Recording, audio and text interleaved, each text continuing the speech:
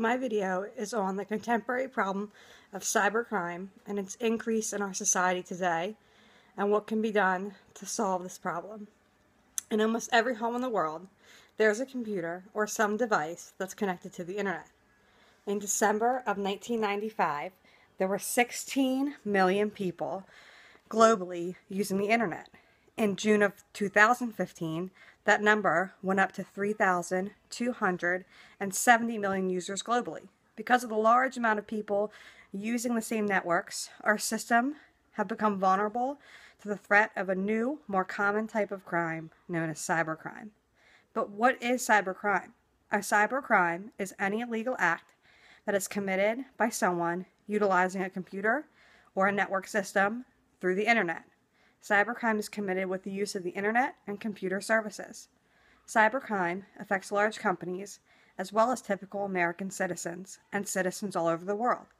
In the past, this type of crime has taken a backseat to traditional crime. This is not the case anymore. Financial and business transactions are now more than ever dependent on computer and the internet systems. Because of this, economic crime through cybercrime will continue to increase. The first step to being aware of this issue is to be educated on what cybercrime consists of. There are three basic types. The first is crime committed through the use of the internet, which includes cyber attacks and the transmission of viruses. These crimes can be committed for political purposes, such as cyber terrorism. These incidents can cost our nation up to $200 million, some cases individually, alone, costing $50 million each to our government. Cybercrime can also consist of the use of computer and the internet for harassment purposes, such as cyberbullying. Other forms include alteration of data, financial theft, unauthorized use in the copying of licensed items, Trojan horses, and destructions of their systems and data. Classification, secondly, can consist in terms of vulnerability through a computer's hardware, software, network, and information and data that are held in the system. Hardware is a physical part of the computer. That's the stuff you can see, such as the terminal, the monitor, the printer, and the modem. Software includes programs and information that are made up and are on a computer. A network is composed of systems of computers that are connected through communication media. Computer crimes that are committed through the use of a computer system are the third type of crime, and this type of cybercrime can shut down a whole organization or company. Individuals who commit cybercrime fall into two categories. Insiders, which are people from inside of a company who are aware of the system and how it works. They have the best opportunity to commit cybercrime because they already know how the system works. There's also outsiders, and these are people who do not work for a company. They're working on the outside, using their own computer systems and their own networks in order to commit the illegal activity of cybercrime to an organization, a network, or an individual.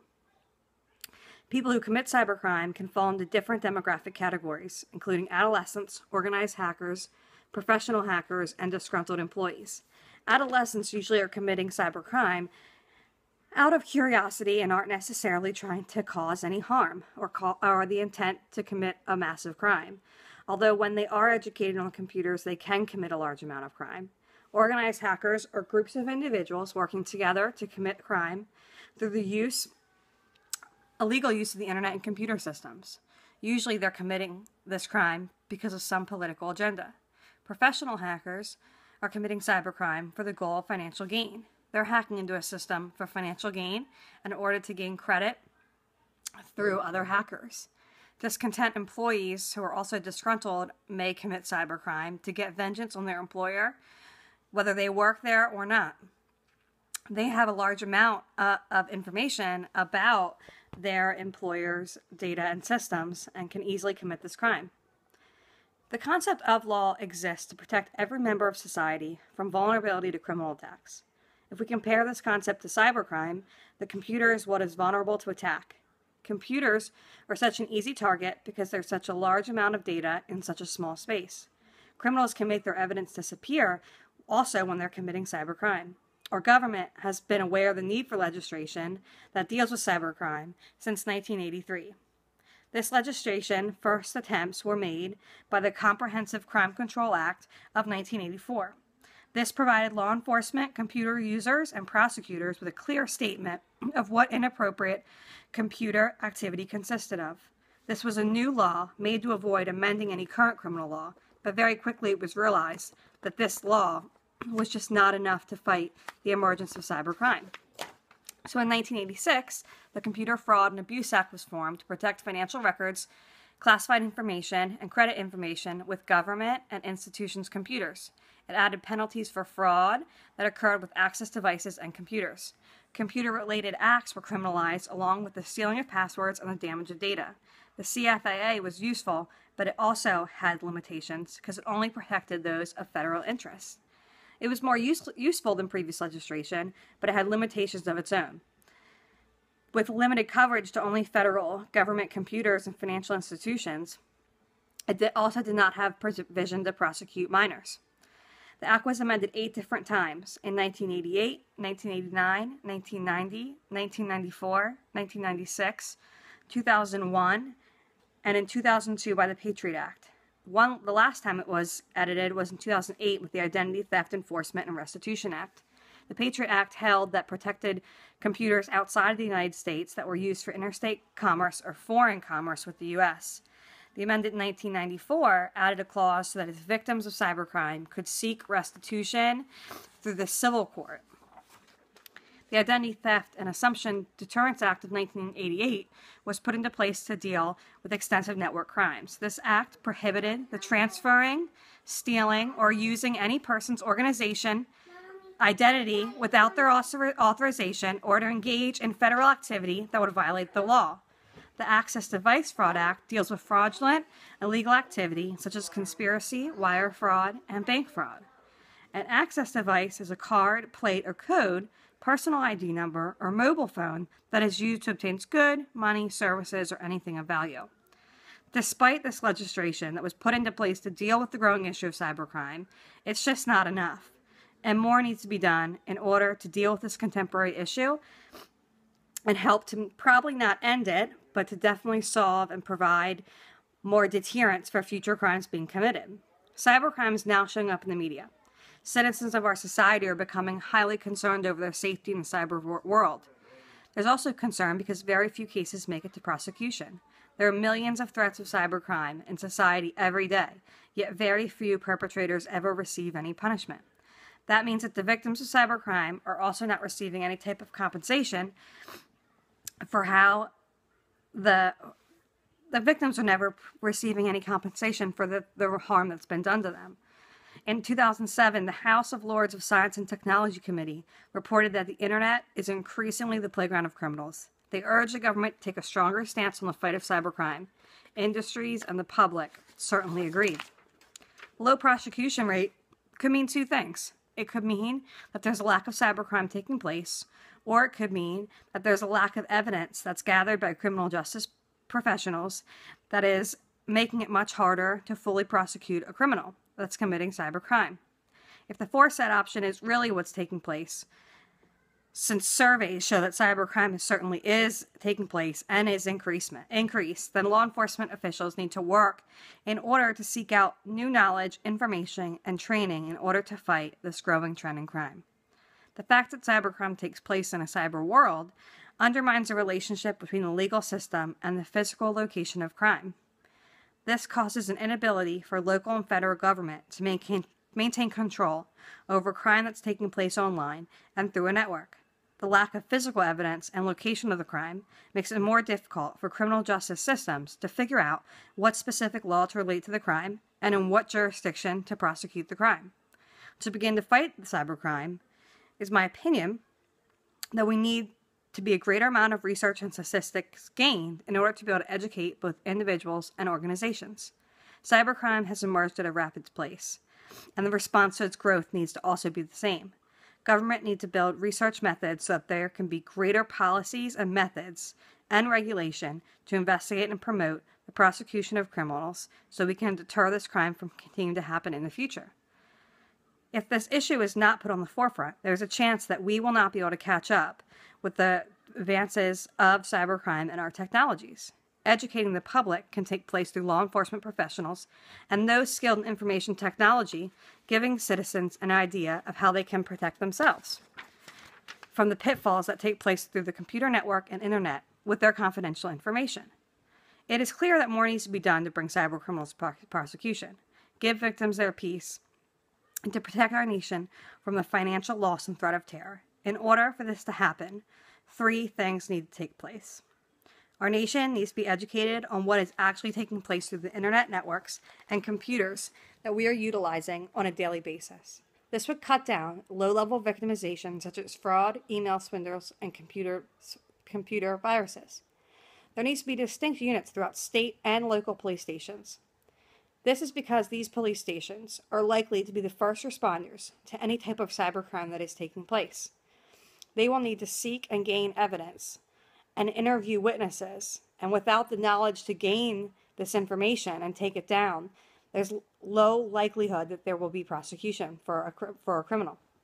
The federal government needs to tighten up their security and measures that are taken to protect our nation from large-scale cybercrime. Then the local and state government can work with the federal government to have a hold on both low-level and high-level cybercrime. In the past, as traditional crime has increased, police agencies have changed the way in which they tackle that specific crime. They end up getting specialized units in order to maintain the level of crime fighting and education for that specific unit. Cybercrime in its growth and impact are no different than any traditional crime that at some point in our history have been on the rise. At the local level, fighting cybercrime has become difficult. Local officers are first responders, and because of this and what I previously stated, they need to have the knowledge to handle a cybercrime situation. They must have the ability to interview witnesses, preserve, and gather evidence. Most local officers do not have the appropriate training to deal with cybercrime and cybercriminals. Officers who have a greater knowledge about computer technology and its negative effects on society have a greater interest in fighting cybercrime than those that do not. More training programs should be available for these officers on a local level to promote the fight on cybercrime on the front line. To find out what can be done to heighten the awareness of those within the criminal justice system, it'd be helpful to gain research and findings associated with what needs to be done to help their training. Gathering evidence through qualitative research using open-ended questions in an interview setting could provide in what we need and which to gauge what needs to be done better to train our officers on the local level. This could again also be taken into those with the state and federal government. The fight to educate criminal justice professionals cannot just end with local police departments. All parties in the criminal justice system need to gain more education and training. This includes legislators and judges. Even each district attorney's office would benefit from having a prosecutor who has the education on cybercrime, its meanings, and its effects. In order to strengthen the fight on cybercrime as a nation, all levels must be educated and trained on the mechanism of cybercrime in order to well-round our ability to investigate, prosecute, and punish cyber offenders. In addition to local officers being educated and other individuals involved in the prosecution process, federal regulation and task forces specific for cybercrime should be necessary. Each territory within the United States, if everyone had an agency just for cybercrime, our chances as a society fighting cybercrime will be handled in a much more efficient manner. Each agent in those units could undergo specialized training suited exactly for their specific job. Agents in these units would then have a passion for fighting cybercrime. The FBI has already started the initiative as a result of the attacks of September 11th. In the past, the FBI mostly concentrated on bank robberies, kidnappers, and robbers. But cybercrime initiatives have become their mission. This proposal is what needs to happen in order to fight this ongoing issue of cybercrime that, like I've said many times, is only going to continue to grow over time. Only a small fraction of cybercrimes can be tackled when there is not enough manpower or ability or knowledge built in the same rate of these technological advances are growing. In Charlotte, North Carolina, the FBI has grounded a computer crimes unit. These individuals employed work as a form of cyber cops. Funding permitted, the FBI is hoping to have 16 different infrastructure, protection, and computer crime units to activate the fight on cybercrime. The National Cybercrime Training Partnership has been put into place to handle the training on all levels of police units so that the education can take place both with investigating and fighting cybercrime. Strengthening these types of organizations are a key factor in the fight on this growing problem in our society. There then becomes the issue of the fact that cybercriminals, they're able to attack from other countries and penetrate into our systems in the United States. Research has shown that it becomes difficult to have electronic barriers to figure out how just to contain and to punish cybercriminals throughout the world. In some countries, their laws and regulations pertaining to cybercrime, as other crimes, are just not the same as ours in the United States. They are prosecuted at a different rate, and their laws grow at a different rate than what ours do in the United States. Growing dimensions globally and the world's entire reliance on the use of computers and the internet makes a need for a penal code that will cover the entire body of the law internationally. This would provide a uniform set of definitions and consequences that will govern cybercrime. It would be imperative for there to be no territorial boundaries so that these laws could effectively bring upon prosecution regardless of the perpetrator's location. In order to jumpstart this globally, there are 3 initiatives that would need to take place. These initiatives would set in motion the fight on cybercrime and prosecution on an international level to alleviate issues pertaining to different jurisdictions. The first would be implementing universal jurisdiction for cybercrime, which would provide the availability for deterrence. This would extend the jurisdiction of law throughout cyberspace and specifically would help to fight terroristic cybercriminals. This would take away a cybercriminal's ability to hide their evidence, to hide where they are, and to make cyberspace their playground.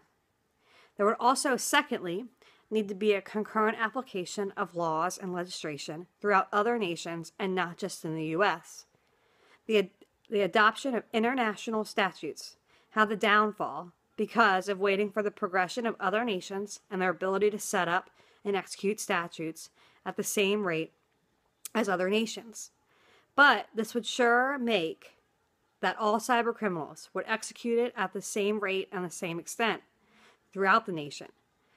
This would need to be universal participation, although through everybody in the world, and treaties would need to be signed between all nations.